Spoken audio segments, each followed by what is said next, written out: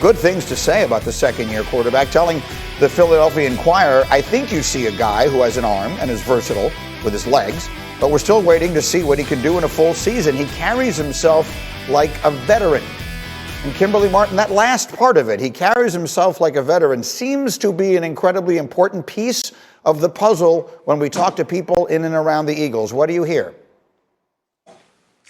Greeny, I don't know what Jalen Hurts will be, and neither do you. But the Eagles believe that they have something special. Everybody in that building believes in Jalen Hurts.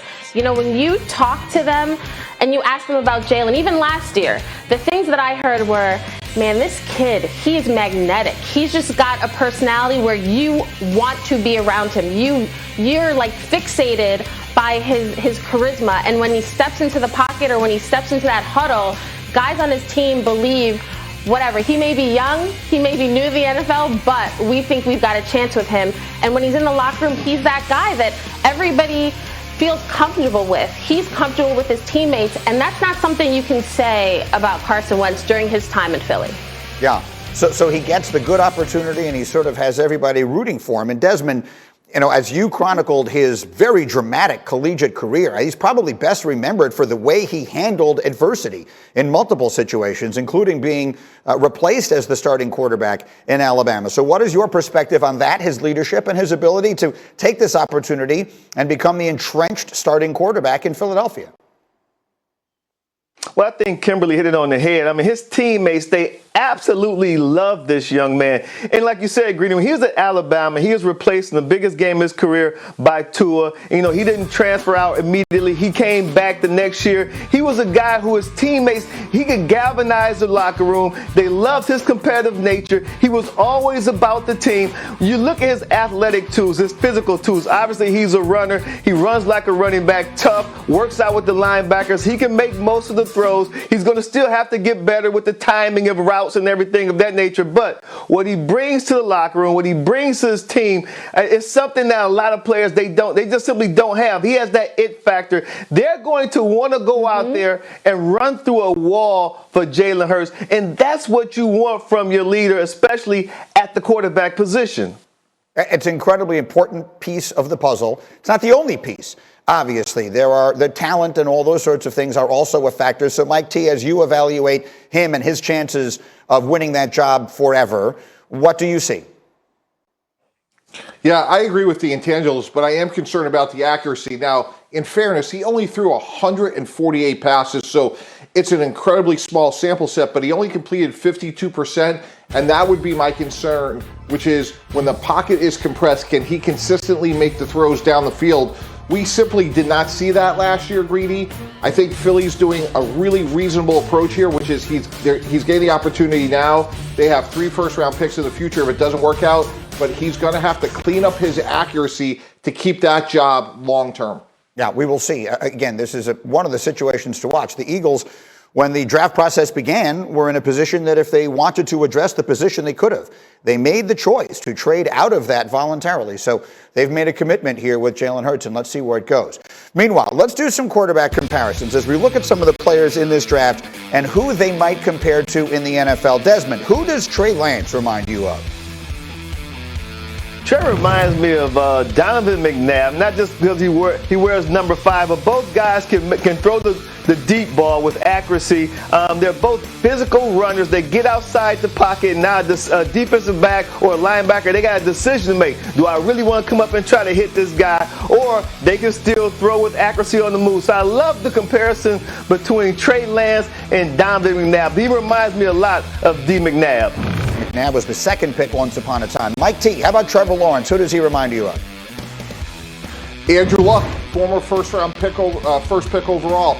Big, strong, and athletic. Andrew Luck was a better athlete than people realized. He could run you over. He can make you miss. He can make all the throws. Trevor Lawrence is the same way, Greeny.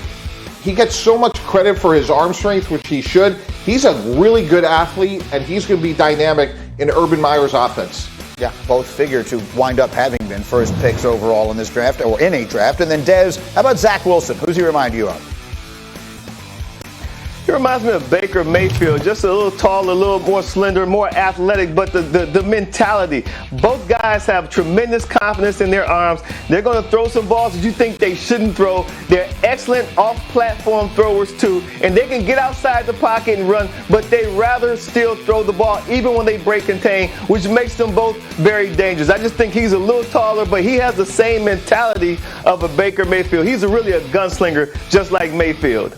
Well, he figures to go number 2. Baker obviously went number 1. Taking another look at Mel Kiper's most recent mock draft with the 5 quarterbacks going in the first round, and you see it's Lawrence 1 and Zach Wilson 2, and that's what everyone anticipates to happen. But I want you to hear what Chris Sims said about Wilson on Adam Schefter's podcast. I just like Zach Wilson more. I look at Zach Wilson, and I think his high-end talent is greater than Trevor Lawrence. And I think he's got room to grow as a football player altogether. But when I just look at him, Shefty, I just go, man, I see some Rodgers and Mahomes-like qualities. You were a front office member like you're talking about. You would take Zach Wilson at number 1 in this draft over Trevor Lawrence. I would, yeah. So that's fascinating, and obviously everyone is entitled to their opinion. I'm seeing the look on your face. Mike, well, go ahead. I won't even ask you the question I was going to. Go ahead, Mike. What is that look on your face? What does it mean? Yeah, I love Chris Sims. He's a good guy, but he had durability problems, and I hope I'm wrong when I say this, but Zach Wilson, that would be what keeps me up at night. He's had 2 major injuries already. He missed 4 games in 2019 with a wrist. He's had shoulder surgery. Trevor Lawrence is built to last. He's big, strong, and physical, just as we compare him to Andrew Luck. And while Zach Wilson has those flash plays, and I like him, Greeny, we have to get used to saying this. Can he withstand the rigors of a 17-game regular season? And I've scouted Zach Wilson in person, and I just don't know. And if Chris Sims was running an organization, my gosh, to put all your chips in the middle of the table for a guy that's not that big, I just don't know. Well, not only that, but the question I was going to ask you is, if 32 teams were making that decision, if 32 teams were sitting at number 1 right now, like Jacksonville is, out of those 32, how many of them would take Trevor Lawrence number 1? The one that Chris Sims was running, but I can't imagine anybody else. Trevor Lawrence, we use this term generational, but Trevor Lawrence checks every single box. I just can't imagine anybody in good conscience can look at Trevor Lawrence and pass him up. We're overcomplicating it. Zach Wilson's interesting, intriguing, but he's been hurt twice in college, and he's played Weber State. What happens when he plays in the AFC East? Yeah, that's the point. 32 out of 32 general managers in the NFL, I believe, would take Trevor Lawrence number 1, including Joe Douglas of the New York Jets. If they had the first pick, they would be taking Trevor Lawrence. It just didn't work out that way. Desmond, obviously, you know these guys better than anybody. What do you think of that idea? And everyone's entitled to their opinion, of course, but that Chris is saying he would take Zach Wilson ahead of Trevor Lawrence. What do you think? Well, it's laughable, but like you said, everyone are entitled to their opinion. But I think that you look at Trevor Lawrence. I was at Clemson's football camp about 2 years ago with my sons, and Trevor Lawrence just walked in there with t-shirt on and shorts, and you were just amazed at how big he actually is outside of his pass. And like Mike T said, you look at Zach Wilson. He's a slender-built guy. He's already been hurt. Don't forget, this guy's going to be the face of your franchise for hopefully 10 to 12 to 14 years. And Trevor Lawrence has been the face of Clemson football, if not college football, for at least 2 years. So he's used to that type of pressure. He can make all the throws. He's built to last. I just don't even see the comparison where you would risk all of that with the guy who didn't play the competition level. Don't forget, even though the ACC was weak, Trevor Lawrence played against the Alabamas. He played against the Ohio States. He played against the LSUs. Like, he played against the best of the best, and that's what you want when you're going to pick someone number 1 overall. Kimberly? It's easy for Chris Sims or anybody to say what they would do. The issue is your job's not on the line. These 32 GMs and head coaches, it's their jobs and their reputations that is on the line when they make these picks. I can't imagine anyone in the NFL picking anyone other than Trevor Lawrence with the first pick. It just doesn't make any sense to me. But we're all entitled to our opinions, but really it matters what all 32 GMs think.